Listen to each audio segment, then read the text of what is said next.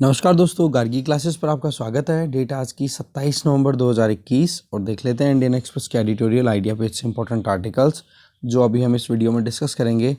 First article रहेगा safety first, क्योंकि अभी एक कोरोना का एक और वेरिएंट जो कि साउथ अफ्रीका से ओरिजिनेटेड है और उसके केसेस कंफर्म हो चुके हैं साउथ अफ्रीका, बोत्सवाना, हांगकांग और इजराइल में। तो इंडिया में भी देखो हेल्थ मिनिस्ट्री ने अलर्ट जारी कर दिया है, तो उस पॉइंट ऑफ व्यू से एक बार नज़र डालेंगे इस आर्टिकल पे। इसके आगे हम देखेंगे the day India was born. इस आर्टिकल में जानेंगे 26 नवंबर 1946 का जो डे था, जिस दिन हमारे कॉन्स्टिट्यूशन को हमने अडॉप्ट किया था, तो उस पॉइंट ऑफ व्यू से इस आर्टिकल को देखेंगे। और लास्ट आर्टिकल जो तीसरा रहेगा द बुद्धिस्ट सर्किट, कि संघाई कॉरपोरेशन ऑर्गेनाइजेशन की जो 8 कंट्रीज़ हैं उनमें एक चीज़ हम soft power point of view से कॉमन निकाल सकते हैं, दैट इज़ बुद्धिज़्म या बुद्धिस्ट फिलॉसफी या बुद्धिस्ट आइडियोलॉजी के बेसिस पे जो फॉलोअर्स वहाँ पे प्रेजेंट हैं उनको इंटीग्रेट करना, उनके मनों में इंडिया के लिए एक अच्छी सोच पैदा करना। जानेंगे इस आर्टिकल को, तो चलिए स्टार्ट करते हैं डिटेल में। फर्स्ट आर्टिकल है सेफ्टी फर्स्ट। देखो हेल्थ मिनिस्ट्री ने अच्छा काम किया है कि साउथ अफ्रीकन अथॉरिटीज़ ने जैसे ही बताया कि हमारे यहाँ पर एक कोविड-19 का एक और वेरिएंट डिटेक्ट हुआ है और उस वेरिएंट से जो भी इन्फेक्टेड इंडिविजुअल्स हैं वो अभी अलग अलग कंट्रीज़ में गए हैं, तो उनको अब जल्दी से जल्दी ट्रेस करो और उनको उनसे इन्फेक्शन को फैलने मत दो। ठीक है, तो इसमें बताया जा रहा है कि ये जो नया वेरिएंट है ये एक अनयूजुअल कॉन्स्टलेशन ऑफ वेरिएंट्स है। मतलब कि आप देखो इसका जो वायरस का जो स्पाइक प्रोटीन है ना, उसमें लगभग 30 म्यूटेशन हो चुके हैं। अब आप जान सकते हो कि कितना ज़्यादा वेरिएबल है, इसको डील करना कितना चैलेंजिंग हो सकता है इस वायरस को। ठीक है, इसके केसेस डिटेक्ट हो चुके हैं साउथ अफ्रीका के अलावा बोत्सवाना, हांगकांग और इजराइल में। अब ये इतना ज़्यादा सिचुएशन को एग्जर्बेट या बिगाड़ने वाला तो नहीं है, पर हाँ हमें अलर्ट रहने की ज़रूरत है। हम बिल्कुल भी इस चीज़ को इग्नोर नहीं कर सकते, फॉर ग्रांटेड नहीं ले सकते, क्योंकि जिस तरीके से डेल्टा वेरिएंट ने हमारे हाल ख़राब किए थे ना सेकेंड वेव के टाइम पे, वो एक्सपीरियंस अगर दोहराना है तो हमें हमारे सेफ्टी नेट्स को हमें रिड्यूस कर देना चाहिए। पर हमें दोहराने की ज़रूरत नहीं है, क्योंकि बहुत ज़्यादा हमारे नियर एंड डियर्स को हमने खोया है, तो उस पॉइंट ऑफ व्यू से ये अलर्ट बहुत ही ज़्यादा इंपॉर्टेंट हो जाता है। ठीक है, और वैसे भी इंडियन एडल्ट पॉपुलेशन की बात करें जिनको वैक्सीनेशन के लिए एलिजिबल माना गया, 18 साल से ज़्यादा उम्र के जो लोग हैं, उनमें अभी तक 50% से भी कम को ही वैक्सीनेशन मिल पाया है। तो बहुत ज़्यादा स्पीड से वैक्सीनेशन को कंडक्ट करने की ज़रूरत है। फिर उसके बाद में बूस्टर डोज़ की भी बात आती है, तो बूस्टर डोज़ के लिए वैसे तो देखो अभी तक तो अलाउ किया नहीं गया है कि पहले आप वैक्सीनेशन, आप जितने भी लोग हैं, मतलब सरकार का ये कहना है कि जितने भी लोग अभी तक वैक्सीन के बिना हैं उनको वैक्सीनेशन सबसे पहले मिलना ज़रूरी है, फिर बाद में बूस्टर डोज मिलेगी। क्योंकि सवाल ये है कि वेस्टर्न कंट्रीज़, यूरोप की बात कर लो या फिर अमेरिका की बात कर लो, तो वहाँ पर बूस्टर डोज देना शुरू भी कर दिया गया है। ठीक है, तो इस केस में हमारे यहाँ पर इनोकुलेशन अभी तक पूरी जनता को हुआ नहीं है और बच्चों के लिए अभी भी वैक्सीनेशन इतना प्रॉपरली अवेलेबल है नहीं। तो उस केस में पहले जो आप कह सकते हो कि जो अभी अनइनोक्यूलेटेड जो पॉपुलेशन है उनको सबसे पहले कवर किया जाए। वैसे तो sero survey, that means blood testing जब की गई तो ये पता पड़ा कि वायरस का एक्सपोजर बहुत लगभग सारी पॉपुलेशन का एक बार हो चुका है, या तो वायरस का इन्फेक्शन या फिर वैक्सीन की वजह से हमारी बॉडीज़ में जो एंटीबॉडीज़ जनरेट हो जाती हैं उनका डिटेक्शन, बोले ये पॉसिबल हो पाया है। तो इसका मतलब ये हो गया कि ज़्यादातर कंट्री में तो वायरस जो है वो रिट्रीट कर रहा है। इसका मतलब क्या, हमारी इम्यूनिटी इतनी ज़्यादा स्ट्रॉन्ग है कि वायरस इतना ज़्यादा परेशान करने में अभी सक्सेसफुल नहीं है। पर वही बात है कि इनोकुलेशन अभी भी बाकी है। पैथोजन पे हम विश्वास नहीं कर सकते हैं, ये कभी भी अपनी तरफ से एक ग्रेवर सिचुएशन बना सकता है। अभी तक देखा जाए तो यहाँ पर जो ये नया वेरिएंट तैयार हुआ ना साउथ अफ्रीकन रीजन में, तो बोलो वहाँ पर एक HIV पेशेंट था। उस HIV पेशेंट की इम्यूनिटी वीक थी, और जिस इंडिविजुअल की इम्यूनिटी वीक होती है ना, तो उसमें ये वेरिएंट वायरस है ना वो लंबे समय तक टिक जाता है, और फिर जब भी मौका मिलता है तो अपने आप को एक बाउंस बैक देता है, फिर से अटैक करने की कोशिश करता है। ठीक है, तो HIV पेशेंट इन्फेक्टेड था और उसकी जो बॉडी थी वो वीक थी। अब वहीं पर ये मैनिपुलेशन या म्यूटेशन हो गया। फिर उसके बाद में साउथ अफ्रीका के आसपास में जो दूसरे कंट्रीज़ हैं वहाँ पर भी इसका इम्पैक्ट देखने को मिला, डिटेक्शन हुआ और डिटेक्शन होते ही है डिक्लेरेशन कर दिया गया है साउथ अफ्रीकन अथॉरिटी के द्वारा। ठीक है, इसके अलावा देखो कि कोविड के अगेंस्ट बैटल की बात करें तो ये इतना आसान भी नहीं है, हम जानते हैं इस चीज़ को। और जिन लोगों में इम्यूनिटी कॉम्प्रोमाइज़ हो रखी है, जैसे HIV पेशेंट की हमने बात की, तो वहाँ पर ज़्यादा रिस्क हो जाती है और ये नए वेरिएंट बेसिकली वहीं तैयार होते हैं।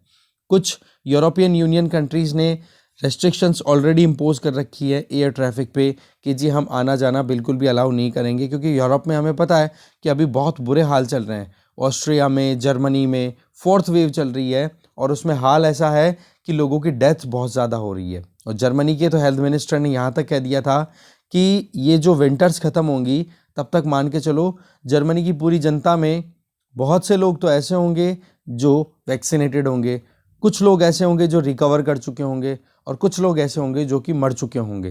बोले इसके अलावा चौथा कोई ऑप्शन नहीं है जर्मनी के लोगों के पास में। ठीक है, तो ये इस तरीके की सिचुएशन है। अब इसमें अब इंडिया की बात करें तो हम तो देखो एयर ट्रैफिक को अभी तक तो रिज्यूम नहीं कर रहे हैं, पर हाँ जैसे कल की न्यूज़ देखी थी कल परसों कि 15 दिसंबर से एयर ट्रैफिक हम फिर से रिज्यूम करने वाले हैं। तो सवाल ये आ जाता है कि प्रॉपर एयर ट्रैफिक अगर रिज्यूम हो जाता है तो फिर से देखो ये कम्युनिकेशन, ट्रांसपोर्टेशन ये राइज होगा, तो मोबिलिटी इंप्रूव होगी, तो उसकी वजह से वायरस का ट्रैवल करना भी बहुत ज़्यादा बढ़ जाता है। ठीक है, क्योंकि पैसेंजर्स हैं जो जिनके कोविड इन्फेक्शन हो रखा है वो अगर अलग अलग एरियाज़ में चले जाएंगे तो फिर बाद में मुश्किलें हो ही जाएगी। तो हमें बहुत ज़्यादा रिगरस टेस्टिंग करवाने की ज़रूरत है कि कहीं पर इस जीनोम की जो इन्फेक्टेड इंडिविजुअल यहाँ पर तो नहीं फैल चुके हैं हमारे यहाँ पर। ठीक है ना, क्योंकि डेल्टा वेरिएंट ने हमें बहुत ज़्यादा परेशान किया है। इसके अलावा बहुत सारे और कंट्रीज़ की बात करें, उन्होंने तो देखो बूस्टर डोज देने की बात कर दी है, पर हमारे यहाँ पर अभी भी थोड़े इश्यूज़ हैं जो मैं आपको बता चुका हूँ कि अभी तक भी 50% से कम एडल्ट पॉपुलेशन को वैक्सीनेशन मिल पाया है। तो उस केस में अभी भी हमारे यहाँ पर वैक्सीनेशन बाकी है करना। तो 3rd डोज देने से पहले कंट्री को सबसे पहले तो 1st और 2nd डोज कंप्लीट करने की ज़रूरत है, जिससे कि फिर बाद में इक्वालिटी तो कम से कम आ जाए कि हाँ जी वैक्सीन इक्विटी आप इंश्योर करने में सक्सेसफुल हो।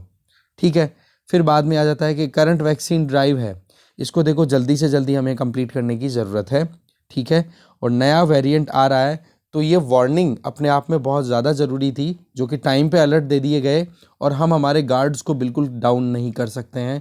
हमें हमारी सेफ्टी को सुप्रीम कंसिडरेशन में रखने की ज़रूरत है। ओके, तो ये था पूरा हेल्थ से रिलेटेड न्यू कंसर्न। न्यू तो क्या मतलब, जो ऑलरेडी था उसमें एक एडिशन। आगे चलते हैं।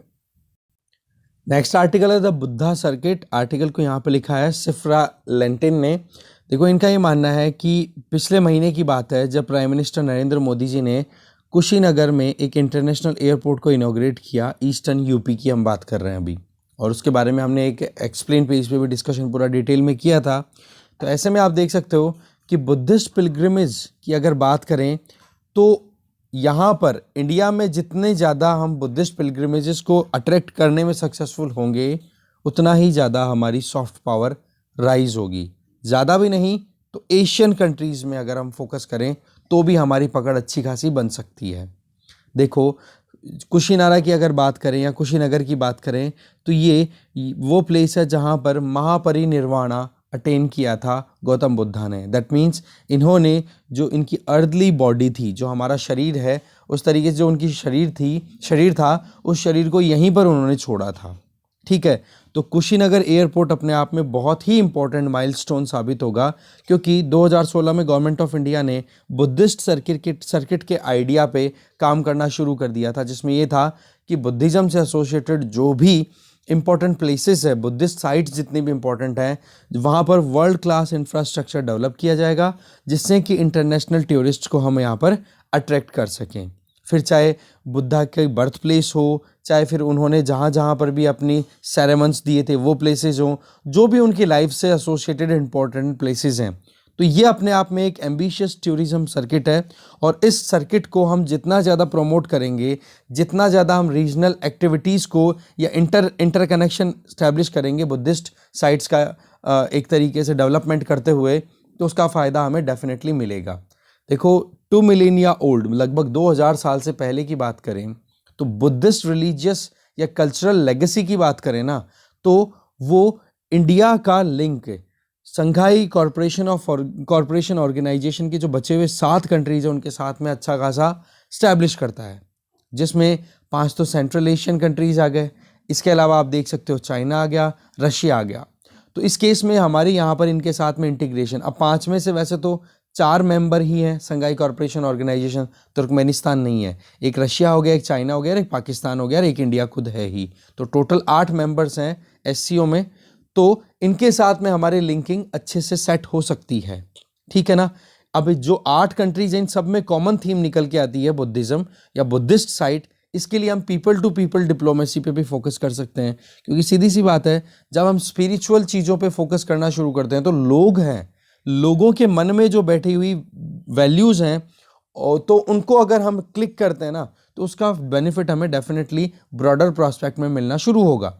जैसे कि Shanghai corporation organisation members Russia China ये तो है ही, पाकिस्तान इंडिया ये 2 है ही, इसके अलावा कजाकिस्तान, किर्गिस्तान, तजिकिस्तान, उज्बेकिस्तान और तुर्कमेनिस्तान एक ऐसा कंट्री है जिसको सेंट्रल एशिया का स्विट्जरलैंड बोला जाता है, कि जो किसी भी ग्रुप में न राही में न दुहाई में, वो केवल इतना देखता है कि मेरा फ़ायदा कहाँ पर है और मैं बिल्कुल न्यूट्रल रह करके और अपने हिसाब से काम करूँगा, ठीक है। तो ऐसे में ये 7 कंट्रीज़ तो ये हो गए प्लस इंडिया, तो ये हैं सारे 8 मेंबर्स अगर देखी जाए संघाई कॉरपोरेशन ऑर्गेनाइजेशन की बात करें तो ऐसे में देखो अभी 30 नवंबर को पिछले साल की बात है, संघाई कॉरपोरेशन ऑर्गेनाइजेशन काउंसिल्स की हेड्स की जो मीटिंग हो रही थी, तब इंडिया ने shared Buddhist heritage virtual exhibition in India इसको होस्ट किया था। और यहीं से हमें एक आइडिया लगता है कि वाकई में बुद्धिस्ट का जो आइडिया है वो इन सभी कंट्रीज़ में प्रेवलेंट है। हाँ, हो सकता है कि कम या ज़्यादा हो, पर है ज़रूर इनमें, ठीक है। और इसी चीज़ पे मेन फोकस करने की यहाँ पर बात कह रही हैं राइटर, कि हम बुद्धिस्ट सर्किट को अगर हम जितना ज़्यादा लार्जर वे में डेवलप करेंगे, चाहे मुस्लिम मेजॉरिटी कंट्रीज़ की बात करो जिसमें हम मेन बात कर रहे हैं सेंट्रल एशियन रिपब्लिक्स, ठीक है, ये अप्रोच बता रही हैं अलग अलग। इसमें फर्स्ट अप्रोच की हम बात कर रहे हैं कि कैसे हम बुद्धिस्ट हिस्ट्री, ट्रेड और जो स्टूडेंट्स हैं बुद्धिस्ट हिस्ट्री, ठीक है, कि इंडिया से ओरिजिन हुआ और वर्ल्ड ओवर स्प्रेड हुआ। ट्रेड, आज भी बुद्धिस्ट जो लोग हैं उनका आना जाना या फिर कल्चरल टाइज के चलते एक दूसरे के साथ में एंगेजमेंट, या फिर स्टूडेंट्स जो कि रिसर्च करना चाहते हैं बुद्धिज़्म पे या बुद्धिस्ट साइट्स पे, उनके बेसिस पे हम हमारी क्लोजनेस को और बढ़ा सकते हैं। तो इसके लिए इंडिया जो है वो हमारी जो इंटरनल बुद्धिस्ट सर्किट है उसको और ज़्यादा डेवलप कर सकते हैं। और दूसरे जो मुस्लिम मेजॉरिटी वाले सेंट्रल एशियन रिपब्लिक्स हैं, चाहे फिर ये स्थान्स है जितने भी, किर्गिस्तान, तजिकिस्तान, उज्बेकिस्तान, कजाकिस्तान, यहाँ पर भी बुद्धिस्ट साइट्स बहुत सारी हैं, इनके साथ में हमारी लिंकिंग हो सकती है। एग्जैक्टली वैसे ही जैसे चाइना ने अपना belt and road initiative launch कर रखा है ना, इसमें तो चाइना अपनी तरफ से इन्वेस्टमेंट कर रहा है, हार्ड पावर का ज़्यादा यूज़ कर रहा है। हम यहाँ पर फोकस करना चाह रहे हैं सॉफ्ट पावर पे, लोगों के इनर कोर को हम टच करना चाहेंगे। बुद्धिस्ट जो सिस्टम है या सर्किट है उसको, या उसकी लेगेसी या कल्चरल जो हमारे पास में कह सकते हैं ना कि जो हमारे पास में ट्रेजर अवेलेबल है, जो खजाना अवेलेबल है, उसको हम आगे से आगे एक्सपेंड करते हुए, ठीक है। और हमें पता ही है कि बुद्धिज़्म की रूट, बुद्धिस्ट जो आइडियोलॉजी इसकी रूट भी इंडिया से ही शुरू होती है। तो फिजिकल कनेक्टिविटी से ज़्यादा इंपॉर्टेंट हो जाएगा कि हम हिस्टोरिकल फैक्ट्स को हम फाइंड आउट करें और उनसे एक नैरेटिव क्रिएट करें कि वाकई में पुराने वक्त में भी इंडिया से ही बुद्धिस्ट जो है वो स्प्रेड हुए थे चारों तरफ, और वो आज भी अपनी लिंकिंग वहाँ पर ट्रेस कर सकते हैं, राइट। तो ऐसे में एंशियंट टेम्पल्स हैं, मोनेस्ट्रीज हैं, ग्रोटोज हैं। ग्रोटोज का मतलब होता है एक तरीके से कि छोटी केव्स बनी हुई है, बहुत सारी केव्स है, बुद्धिस्ट साइट्स हैं, उनको हम रीडेवलप कर दें, ठीक है। चाइना भी देखो अपनी तरफ से बुद्धिस्ट नैरेटिव के लिए सिंथेसाइज कर रहा है। सिनिसाइज का मतलब होता है लोगों को, या अपने बुद्धिस्ट आइडियोलॉजी से लोगों को इन्फ्लुएंस कर रहा है। पर उसके साथ साथ में चाइना का एक जो इम्पैक्ट है वो बेल्ट एंड रोड इनिशिएटिव से भी जा रहा है। दैट मीन्स चाइना वहाँ पर अपनी पकड़ बना रहा है इकोनॉमिकली। तो चाहे वो श्रीलंकन कंट्रीज हो, श्रीलंका की बात कर लो, श्रीलंका बुद्धिस्ट मेजोरिटी वाला है, या फिर आप देख सकते हो हिमालयन बॉर्डर एरियाज़ में जितने भी कंट्रीज़ है, जैसे हम 2 कंट्रीज़ की बात कर सकते हैं, नेपाल और भूटान। नेपाल और भूटान में बुद्धिस्ट पॉपुलेशन ठीक ठाक है। भूटान में तो लगभग 75% से भी ज़्यादा बुद्धिस्ट रहते हैं, लामाज, जिनका लिंक है तिब्बत वाले जो बुद्धिस्ट हैं उनसे, और नेपाल में 10% के लगभग रहते हैं। तो नेपाल और भूटान में चाइना का जो एक सॉफ्ट पावर का सेगमेंट बनता है ना, वो बुद्धिज़्म को लेकर के बनता है। तो ऐसे में हम इन कंट्रीज़ में भी अपनी प्रेजेंस को और ज़्यादा स्ट्रेंथन कर सकते हैं। वो बात ठीक है कि भूटान के साथ में हमारे रिलेशन अच्छे हैं, पर हमारा जो प्रोस्पेक्ट है अभी वो थोड़ा ब्रॉडर है। हम सेंट्रल एशिया तक अप्रोच करना चाह रहे हैं, रशिया तक अप्रोच करना चाह रहे हैं। तो ऐसे में हम हमारे जो पड़ोसी हैं, जैसे कि ले, हमारा खुद का जो टेरिटरी है लद्दाख, वहाँ पर ले, वहाँ पर मोनेस्ट्रीज़ की बात कर लो, अरुणाचल प्रदेश और साथ में नेपाल और भूटान में जो बुद्धिस्ट रहते हैं उनको हम ज़्यादा से ज़्यादा इनकरेज कर सकते हैं लिंकिंग के बेसिस पे, ठीक है। और इसका फ़ायदा क्या होगा, इससे फिर बाद में हमारी, देखो सबसे पहले हम हमारे पड़ोसी देशों में सबसे ज़्यादा पकड़ बनाएं, वही बात नेबरहुड फर्स्ट, फिर बाद में एक्ट ईस्ट पॉलिसी, और उसके बाद में हमारी रीजनल सिक्योरिटी या रीजनल इंटेग्रिटी, सिक्योरिटी छोड़ो इंटेग्रिटी, उसमें बुद्धिस्ट जो ये सिस्टम है ये बहुत ज़्यादा अपने आप में कंट्रीब्यूटिंग साबित हो सकता है, ठीक है। इसके अलावा आप देख सकते हो नेटवर्क सर्कुलेशन हो सकता है, एसिमिलेशन मतलब इकट्ठा करना, ठीक है, ट्रांसफॉर्म करना जो भी हमारे पास में अवेलेबल है, जो भी कंडीशंस हैं, जो भी हमारे पास में इंफ्रास्ट्रक्चर बुद्धिस्ट सिस्टम से एसोसिएटेड है वो। इसके अलावा अगर एक एग्जांपल देखें कि बुद्धिस्ट सिस्टम में एक चलता है वज्रयाना, जो कि तांत्रिक बुद्धिज्म भी बोला जाता है जिसको, ये कॉन्सेप्ट जो है इसमें माइंडफुलनेस, इसमें मेन कॉन्सेप्ट क्या है, माइंडफुलनेस या फिर ध्यान, इस पे फोकस्ड है। ये भी इंडिया में ही ओरिजिनेट हुआ, इंडिया से ही फाउंडेड है, और 6th और 7th सेंचुरी में इसका स्प्रेड होना शुरू हुआ। और यहाँ से आप देख सकते हो कि ये जो वज्रयाना का कॉन्सेप्ट है ये चान, दैट मीन्स चाइनीज़ तक पहुँचा, जैन मतलब जापानीज़ तक पहुँचा। तो ऐसे में जापानीज़ बुद्धिज़्म और चाइनीज़ बुद्धिज़्म पर भी इंडिया का सीधा असर है, और तिब्बतन बुद्धिज़्म तो वैसे ही वज्रयान कॉन्सेप्ट पे चलता ही है। तो ऐसे में तिब्बतन बुद्धिज़्म जो है ना, उसमें इंडिया का बेस होना और वहाँ से फिर बाद में अलग अलग एरियाज़ में स्प्रेड होना। फॉर एग्जांपल रशिया के जो प्रोविंसेस जो कि मंगोलिया के साथ अपनी बॉर्डर शेयर करती है वहाँ, इसके अलावा यूरोपियन रीजन जहाँ पर बुद्धिज़्म प्रैक्टिस किया जाता है, या फिर रशिया का जो रिपब्लिक ऑफ कालमिकिया है वहाँ पर भी वज्रयान से एसोसिएटेड या फिर तिब्बतन बुद्धिज़्म से एसोसिएटेड जो इंडिविजुअल्स हैं वो रहते हैं। तो इनको अगर हम इन्फ्लुएंस करें कि भाई इन्फ्लुएंस कैसे, कि हमारे यहाँ से बुद्धिज़्म का ओरिजिन हुआ, सबसे पहली चीज़ यहाँ पर हम लोकल हेरिटेज को अगर डेवलप करते हैं, दूसरी चीज़, और जो हम डेवलप करेंगे तो बुद्धिस्ट सर्किट के लिए विजिट करने के लिए जब आएंगे पिलग्रिम्स, तो उसका फ़ायदा क्या होगा, एक रीजनल इंटेग्रिटी आएगी और इंडिया के लिए एक फेद बनेगी। एग्जैक्टली ये आप कंपेयर कर सकते हो, जैसे सऊदी अरब की बात करो, सऊदी अरब में प्रॉफिट मोहम्मद,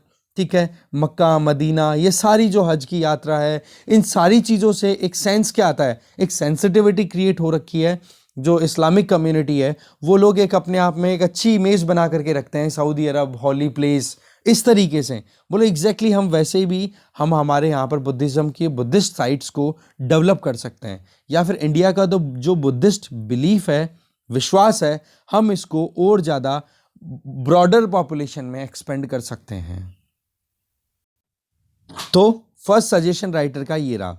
दूसरा ये बोलना चाह रही हैं कि देखो हमारे यहाँ पर ट्रांसनेशनल नैरेटिव्स क्रिएट करने की ज़रूरत है। ट्रांसनेशनल का मतलब हो गया इंडिया में है और इंडिया के साथ साथ में उसी का लिंक जो है दूसरे कंट्रीज़ में या दूसरे स्टेट्स में हो, उनके साथ में भी हम कर सकते हैं। जैसे दलाई लामा अभी रिफ्यूज में है और अभी धर्मशाला में ये रहते हैं बेसिकली हिमाचल प्रदेश में, और वहाँ पर गवर्नमेंट इन रिफ्यूज़ वहाँ से चल रही है तिब्बत से, जब से उनको वहाँ से भागना पड़ा अपनी जान बचा करके। तो ऐसे में जो हिमालयन बुद्धिस्ट की अगर बात करें, चाहे वो आप नेपाल में बात करो चाहे फिर आप भूटान में बात करो, वहाँ पर ये जो लामाइज़म है ना, ये इनको फॉलो किया जाता है। मतलब बुद्धिस्ट लामाइश पॉपुलेशन भूटान में टोटल पॉपुलेशन का 75% कॉन्स्टिट्यूट करती है, और सेम चीज़ आप नेपाल में अप्लाई करोगे तो 10%। तो चाइना वहाँ पर अपनी सॉफ्ट पावर वहाँ पर अप्लाई करता है, जब भी कोई भी वहाँ पर मोनेस्ट्री में किसी की अपॉइंटमेंट करनी है, कुछ करना है, कोई भी एक्टिविटी करनी है, और इस चीज़ का फ़ायदा उसको जियोपॉलिटिकल गोल्स को गेन करने में भी होता है। तो इंडिया भी इस चीज़ का पूरा एक तरीके से अपने जियोपॉलिटिकल सिस्टम में इसकी यूटिलिटी यहाँ पर इंश्योर की जा सकती है। वो कैसे हैं? क्योंकि दलाई लामा हमारे यहाँ पर हैं और लामाज में सुप्रीम जो अथॉरिटी अगर कंसिडर करते हैं तो दलाई लामा को ही कंसिडर करते हैं। और तो दलाई लामा अगर हमें यहाँ पर हमने अब उनको यहाँ पर रिफ्यूज़ दे रखा है तो इस चीज़ का डेफिनेटली एक यूटिलिटी पॉइंट बनता है कि नहीं?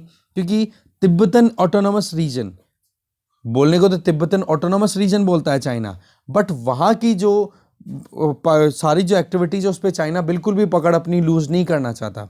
ठीक है, तो इस तिब्बतन ऑटोनोमस रीजन वाले एरिया में जितने भी बुद्धिस्ट हैं, लामाइस्ट हैं, उनके ऊपर हमारा असर रह सकता है। इसके अलावा इंडिया जो बुद्धिस्ट सर्किट डेवलप कर रहा है, इसमें नेपाल का लुम्बिनी को भी पिलग्रिमेज के तौर पे हम डेवलप कर रहे हैं और भूटान में हमारी सॉफ्ट पावर वैसे भी कम नहीं है। तो ऐसे में नेपाल वाले एरिया में हो, चाहे कुशीनारा एरिया की, कुशीनगर की बात करें, तो हर जगह पे हम एक सॉफ्ट पावर डिप्लोमेसी या सॉफ्ट डिप्लोमेसी पे काम कर सकते हैं। इसका असर क्या होगा? सबसे पहले तो हम हमारे नेबरहुड फर्स्ट पे, फिर एक्ट ईस्ट पॉलिसी और फिर उसके बाद में संघाई कॉरपोरेशन ऑर्गेनाइजेशन के टोटल जो इंडिया के अलावा 7 कंट्रीज हो रहे हैं उन पे हम फोकस कर सकते हैं। ठीक है, इसके अलावा साउथ एशिया, ऑलरेडी हमारे जो नेबरिंग कंट्रीज है वो उनकी बात कर ही ली। साउथ ईस्ट एशिया, फार ईस्ट, इन कंट्रीज़ में जहाँ पर बुद्धिज़्म को बहुत ज़्यादा फॉलो किया जाता है, वहाँ तक हमारी कनेक्टिविटी आ सकती है। क्योंकि हम यहाँ पर खुद के जो बुद्धिस्ट सर्किट को डेवलप करेंगे तो ऑटोमेटिकली वहाँ के लोग यहाँ पर घूमने या फिर विजिट करने के लिए आएंगे, या फिर आप कह सकते हो अपनी होली प्लेसेस पे आएंगे पूजा के लिए, जो भी उनका लिंक रहेगा तो उसका बेनिफिट हो सकता है। फिर लास्ट जो है वो ये कि जैसे जैसे बुद्धिज़्म स्प्रेड होता है, हुआ है, ठीक है, इसमें शुरुआत कहाँ से हुई है? शुरुआत इंडिया से हुई है। तो वही चीज़ हमें फिर से रिफॉर्म्स या नरेट करने की ज़रूरत है। ठीक है, इसके अलावा नॉलेज की बात करो, इंडियन सबकॉन्टिनेंट से traditional Indian medicine, for example Ayush में आप देख सकते हो आयुर्वेदा, यूनानी, सिंधी, ये जो आप सिद्धा, इस तरीके की ये जो मेडिसिनल जो एक्टिविटीज़ हैं या फिर जो मेथड्स हैं वो हमारे यहीं से शुरू हुई है। इसके अलावा मैन्युफैक्चरिंग की बात करो, एस्ट्रो साइंस की बात करो, ये दूर दूर तक अगर फैली है तो इसमें इंडिया का रोल अच्छा खासा रहा है। ठीक है, सिल्क रूट में भी जो कि फर्स्ट मिलेनियम के टाइम पे जो स्प्रेड हुआ था, उसमें भी इंडियन मोंक्स का बहुत ज़्यादा कंट्रीब्यूशन था बुद्धिज़्म को इंडिया से अलग अलग एरियाज़ में एक्सपेंड करने में। इसके अलावा मर्चेंट्स की बात कर लो, ट्रेवलर्स की बात कर लो, जो यात्रा पे निकलते थे वो लोग हो गया, या ट्रेडिशनल इंडियन मेडिसिन की बात कर लो। ये सारी चीज़ें अगर आज देखी जाए तो सेंट्रल एशियन रिपब्लिक्स जो हैं, है ना, वहाँ पर अच्छी खासी इंटरेस्ट रखती हैं, वहाँ के लोग इसमें बहुत ज़्यादा विश्वास करते हैं, आयुर्वेदिक ट्रीटमेंट लेने में वो विश्वास करते हैं। तो क्यों ना हम हमारे यहाँ पर वहाँ से स्टूडेंट्स को आने का मौका दें कि भाई हमारे यहाँ पर आओ और रिसर्च करो, और हमारे स्टूडेंट्स को वहाँ जाने का काम दे। तो इससे क्या होगा, एक एजुकेशनल लिंकिंग भी आनी शुरू हो जाएगी। तो कल्चरल रूट्स जो हैं वो कॉमन है, लोगों को हमें केवल एक बार जगाने की ज़रूरत है, और ये अपने आप में एक फ्यूचर के लिए एक बेडरॉक तैयार हो जाएगा जिससे कि लॉन्ग टर्म में हम इंटीग्रेशन ला सकते हैं। वैसे तो देखो, संघाई कॉरपोरेशन ऑर्गेनाइजेशन की कंट्रीज़ ने ये फाइनलाइज किया है कि एक SCO यूनिवर्सिटी इस्टेब्लिश की जाएगी। ठीक है, अब ये यूनिवर्सिटी है, वैसे तो देखा जाए तो अपने आप में एजुकेशन से इनसे संबंधित है, पर इसमें हम हमारी political, economic and security alliance को अगर देखें तो और ज़्यादा हार्नेस हो सकती है अगर हम वर्चुअस या स्पिरिचुअल कॉन्सेप्ट को और इसमें ऐड कर देंगे।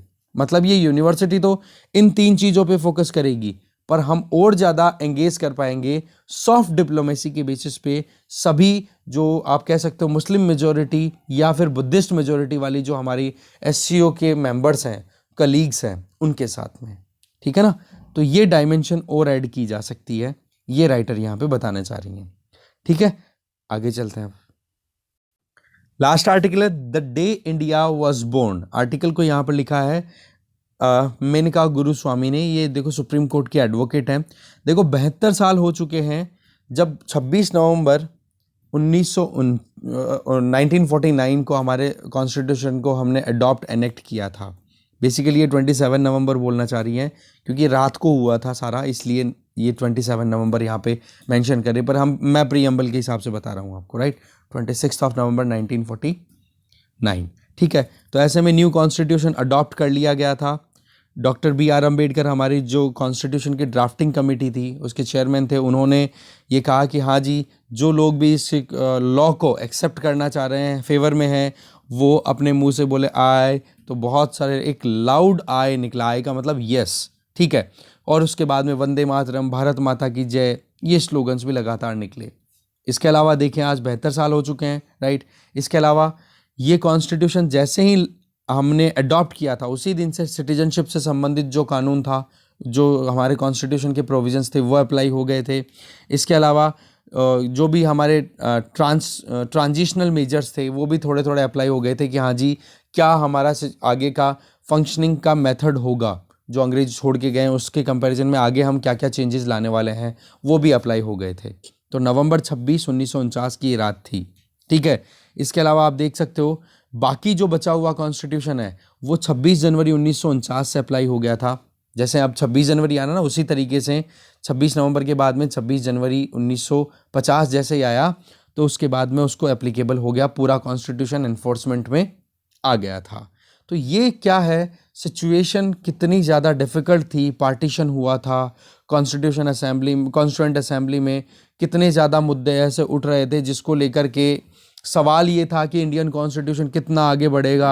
कम्युनलिज्म के बेसिस पे देश का डिवीज़न उस टाइम पे हुआ था, गरीबी इतनी ज़्यादा फैली हुई थी। तो सबसे बड़ा सवाल तो यही था कि गरीब देश जहाँ पर एक तो इकोनॉमिकल इनइक्वालिटी है और सोशल इनइक्वालिटीज़ भी कम नहीं है, तो बोलो वहाँ पर एक कॉन्स्टिट्यूशन कैसे सर्वाइव करेगा। Even be are Ambedkar ji का खुद का एक स्टेटमेंट है कि भाई डेमोक्रेसी वहाँ वेस्टर्न सोसाइटीज़ में इसलिए सक्सेसफुल होती है कि जी वहाँ पर पैसे की कमी नहीं है, इकोनॉमिकल इनइक्वालिटीज़ ज़्यादा नहीं है। पर वही चीज़ है, फिर भी आज 72 साल हमारा कॉन्स्टिट्यूशन निकाल गया है और साथ साथ में वैल्यूज़ का एडिशन ही हुआ है, कुछ कमी नहीं आई है। तो इस चीज़ के लिए हमें अपने आप को कॉन्ग्रेचुलेट करना चाहिए और ये चीज़ कंटिन्यू भी करनी चाहिए। देखो, अगर हम पार्लियामेंट या कॉन्स्टिट्यूएंट असेंबली की बात करें तो constituent assembly dual role play कर रही थी। पार्लियामेंट का रोल भी पैरेलली चल रहा था और कॉन्स्टिट्यूशन मेकिंग का काम भी पैरेलली चल रहा था।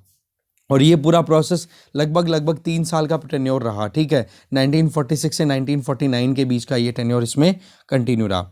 फिर आप देखते हो अचानक से ही जब हम पार्टीशन की तरफ बढ़ते हैं 1947 में, क्योंकि कॉन्स्टिट्यूएंट असेंबली तो 1946 दिसंबर से काम करना शुरू कर चुकी थी, पर 1947 में जैसे ही ये क्लियर होता है कि जी हाँ, रिलीजियस लाइंस पे इंडिया का डिवीज़न होगा, 2 कंट्रीज़ बनेंगे जिसमें एक तो ईस्ट पाकिस्तान, एक वेस्ट पाकिस्तान और एक बच जाएगा आपका इंडिया।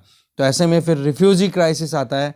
तो राइटर ये बोल रही हैं कि पुराना किला जिस एरिया के पास में ही कॉन्स्टिट्यूएंट असेंबली की फंक्शनिंग चल रही थी, वहीं पर रिफ्यूजीज़ का बहुत बड़ा एक सैलाब आया जिसमें कि भीड़ इतनी थी कि कैसे मैनेज किया जा रहा होगा, मैं इमेजिन करती हूँ तो बहुत मुश्किलें, अपने आप में एक बहुत बड़ा क्वेश्चन राइज होता है। जब कॉन्स्टिट्यूएंट असेंबली हमारी कॉन्स्टिट्यूट हुई थी तब उसमें 296 मेंबर थे, पर आपको पता ही है कि पाकिस्तान फिर बनता है तो लगभग वहाँ 80 से ज़्यादा मेंबर छोड़ के चले जाते हैं और फिर बच जाते हैं 210 मेंबर्स। मतलब ये मान के चलो कि इनिशियल सेशंस में केवल 210 मेंबर्स ही बच जाते हैं, क्योंकि मुस्लिम लीग अपनी तरफ से पूरी चीज़ बढ़ चुकी थी कि कैसे भी करके हमें तो डिवीज़न करवाना है। फिर ड्राफ्टिंग कमेटी के जो चेयरमैन थे भीमराव अंबेडकर जी, उन्होंने अपनी तरफ से स्टेटमेंट दिए कि देखो ये बात सही है कि ये डिवीज़न होना तो गलत है, पर जो हो गया उसको हम टाल नहीं सकते। और दूसरी चीज़, जो लोग एक्सपेक्ट नहीं कर रहे हैं कि वो माइग्रेट करके इंडिया में आएंगे, तो वो लोग भी अब आने वाले हैं, तो हमें उनके लिए सारी पॉसिबल फैसिलिटीज़ डेवलप करनी चाहिए, ये मेरी अपील है। ये उन्होंने बात बोली। फिर इसके बाद में सर आइवर जेनिंग्स जो कॉन्स्टिट्यूशनलिस्ट थे कॉलोनियल पीरियड के टाइम पे, उनका तो कहना ही यही था कि कम्युनलिज्म इंडिया के लिए सबसे बड़ी सरदर्दी रहेगी और रिलीजियस लाइन के ऊपर ये जो डिवीज़न हुआ है, कम्युनलिज्म की वजह से ये डिवीज़न हुआ है, ये बोला बहुत ज़्यादा चिंता का कारण है और हो सकता है कि इंडियन कॉन्स्टिट्यूशन इसी कम्युनलिज्म के सामने अपने घुटने टेक दे।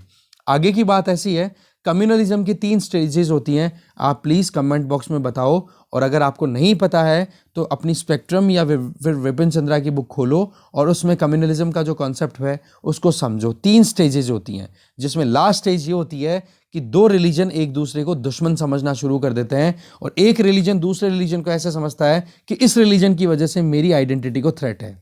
और यही था थर्ड जो स्टेज थी उस थर्ड स्टेज तक पहुंचा हुआ है हमारे यहाँ पर कम्युनलिज्म, और रिजल्ट हो गया इंडिया का पार्टीशन। फिर देखो चैलेंजेस कम नहीं थे, एक तरफ तो माइनॉरिटीज़ के लिए, एक तरफ गरीबी थी, इसके अलावा वुमेन, चिल्ड्रन, इनके लिए कितनी ज़्यादा मुश्किलें थी वो भी कोई कम नहीं थी।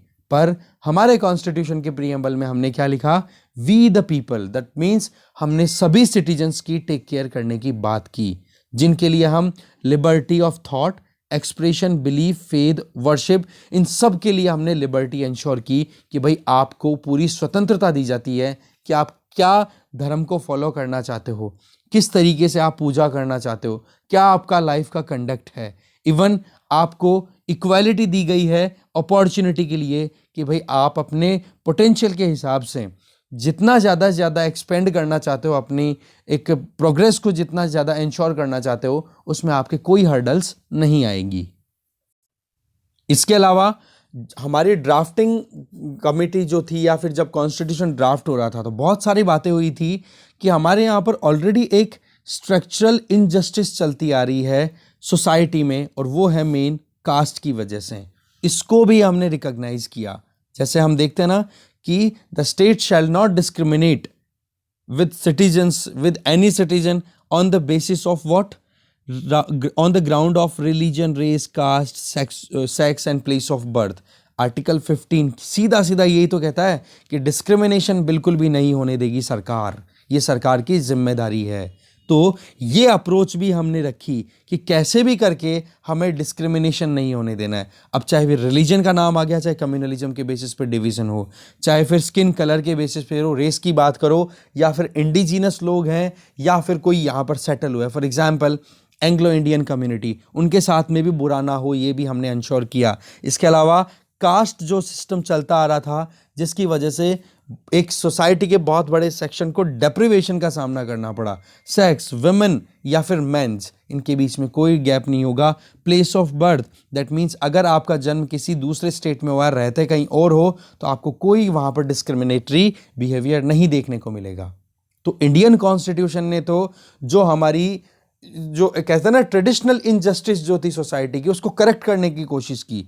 दूसरी तरफ अमेरिकन कॉन्स्टिट्यूशन जो वर्ल्ड का ओल्डेस्ट कॉन्स्टिट्यूशन माना जाता है, वहां पर कोई अपॉलॉजी नहीं है कि उन्होंने स्लेवरी को लेकर के कोई अपनी तरफ से रिग्रेट भी फील किया हो कि भाई हाँ वाकई में हमारे यहाँ पर जो गुलामी का जो माहौल था, ठीक है, जो ये स्लेवरी का जो एक क्रिएशन था जिसमें ब्लैक और वाइट का जो अभी भी है डिस्क्रिमिनेशन कंटिन्यू है, उसके बारे में अमेरिकन कॉन्स्टिट्यूशन में कुछ मेंशन नहीं है। तो हमारे फोर फादर्स की आप देखो कि कितना ज़्यादा ब्रॉड विजन था कि कैसे भी करके हम एक जो भी वल्नरेबल सेक्शन है हमारी सोसाइटी के, चाहे फिर वो वुमेन हो, चाहे कास्ट से रिलेटेड हो, चाहे माइनॉरिटी से रिलेटेड हो, उन सबको हमने एक इक्वल ट्रीटमेंट देने की कोशिश की, और उसी के बेसिस पे आज हम 72 साल का टाइम बिता चुके हैं। ठीक है, इसके आगे आप देख सकते हो डाइवर्सिटी की कमी नहीं है हमारे यहाँ पर। फाउंडर्स ने इस चीज़ को भी अप्रिशिएट किया कि हमारे यहाँ पर लोग अलग अलग सोच के हैं, कुछ लोगों के पास प्रिविलेज है, कुछ लोगों के पास डेप्रिवेशन है, तो उनको हम कैसे एक साथ रखें, ये बहुत बड़ा चैलेंज था। क्योंकि वही बात कार्ल मार्क्स की अगर बात करें, हैव्स एंड हैव नोट्स, हर एक सेगमेंट में हैव्स एंड हैव नोट्स वाला कॉन्सेप्ट आप अप्लाई कर सकते हो, चाहे सोशल पॉइंट ऑफ व्यू से देखो, चाहे इकोनॉमिक पॉइंट ऑफ व्यू से देखो, चाहे पॉलिटिकल पॉइंट ऑफ व्यू से देखो। अगर कॉन्स्टिट्यूएंट असेंबली में देखा जाए तो रिप्रेजेंटेशन बहुत हद तक डाइवर्स था, पर फिर भी कई बार क्वेश्चन लगाए जाते हैं कि जी अगर इंडियन कॉन्स्टिट्यूएंट असेंबली की बात करें तो उसमें कांग्रेस की डोमिनेंस ज़्यादा थी, कांग्रेस ही कॉन्स्टिट्यूएंट असेंबली थी और कांग्रेस ही देश था, समथिंग ऐसे स्टेटमेंट दिए जाते हैं। तो सवाल क्या आ जाता है, फिर भी जितना कुछ भी यहाँ पर ग्रेवर सिचुएशन थी उन सबको टैकल करने में हमारा कॉन्स्टिट्यूशन सक्सेसफुल रहा, और उसके पीछे या फिर एंड्यूरिंग जो हमारा कॉन्स्टिट्यूशन है, that means long lasting constitution है, तो इसके पीछे सबसे बड़ी जो सफलता है या फिर मेन जो कंट्रीब्यूशन है वो हमारे फोर फादर्स का ही है। आज अगर देखे जाएं तो 1789 से लेकर के 2005 तक लगभग 935 डिफरेंट कॉन्स्टिट्यूशनल सिस्टम डेवलप हो चुके हैं 200 नेशंस में।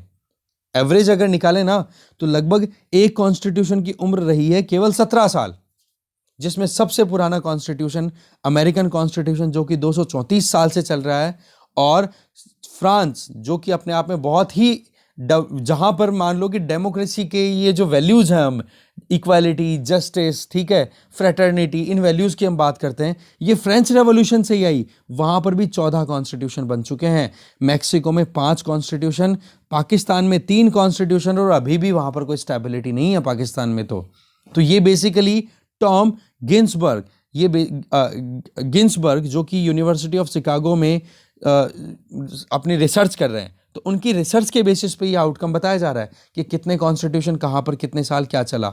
जबकि इंडियन कॉन्स्टिट्यूशन, कितनी ज़्यादा डाइवर्सिटी, कितनी ज़्यादा केओस, कितना ज़्यादा डाउट, उसके बावजूद भी अपनी तरफ से 72 साल बिताना ये कोई कम बात नहीं है। ठीक है, हमारे सभी सिटीजन्स को हमने फ्रीडम इंश्योर कर रखी है। सोशल मोरालिटी के बारे में हमने सोचते हुए फिर बाद में कॉन्स्टिट्यूशन को बनाया। कॉन्स्टिट्यूशन मोरालिटी को बिल्कुल कॉम्प्रोमाइज़ नहीं होने दिया। इवन कास्ट, वुमेन या फिर रिलीजन माइनॉरिटी जो कि डिसएडवांटेज्ड ग्रुप में कंसिडर किए जाते हैं, उनको भी हमने रिकॉग्निशन दिया। इवन जो नई डेफिनेशन के बेसिस पे न्यू जो मार्जिनलाइज्ड ग्रुप निकल के आ रहे हैं, फॉर एग्जांपल LGBT कम्युनिटी, इनको भी हमने बहुत अच्छे से रिकॉग्निशन दिया है। हमारा जो कॉन्स्टिट्यूशनल कोर्ट है, सुप्रीम कोर्ट, उन्होंने यूनानिमसली एक इंडिविजुअल की फ्रीडम को इंश्योर करने की बात की है, हर एक सोसाइटी के हर एक सेक्शन की। तो 72 साल हो गए हैं, we the people still having this constitution, जो कि हमें वाकई में और ज़्यादा एंड्योरेंस प्रोवाइड कर रहा है कि वाकई में हमारा जो सिस्टम है वो लॉन्ग लास्टिंग होने वाला है। ठीक है, तो ऐसे में फ्रीडम मिलना बहुत इंपॉर्टेंट, और ये चीज़ कंटिन्यू करना हमारे लिए बहुत ज़्यादा ज़रूरी, और इस चीज़ को लेकर के हमें अच्छा भी फील होता है। तो ऐसे में congratulations India, happy belated 72nd constitution day. और ये कॉन्स्टिट्यूशन और भी ज़्यादा लंबे समय तक चलना चाहिए, और इसके लिए हमें हमारे कॉन्स्टिट्यूशन को प्रोटेक्ट और डिफेंड करने की भी ज़रूरत है। वैल्यूज़ को बिल्कुल भी कॉम्प्रोमाइज़ नहीं होने देना। ठीक है, तो इस डिस्कशन में जो भी कंटेंट था वो हमने देखा। आर्टिकल्स का एसोसिएशन हमारे GS पेपर में किसके साथ है वो मैं डिस्क्रिप्शन बॉक्स में देता हूँ, आप देख सकते हो। Thank you very much.